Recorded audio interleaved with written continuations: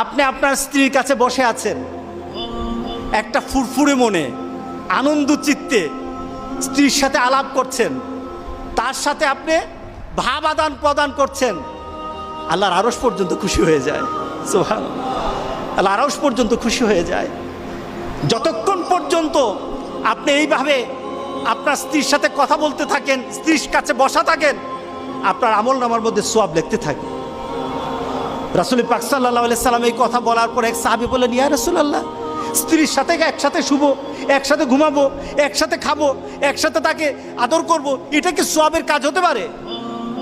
রাসূল পাক সাল্লাল্লাহু আলাইহি সাল্লাম বললেন, আচ্ছা তোমার স্ত্রীকে না নিয়ে তুমি যদি আরেকজন স্ত্রীর কাছে বসে থাকো, আছে কিনা? আছে কিনা? মজাই লাগে, উনিও খাইবেন, রেডি থাকেন।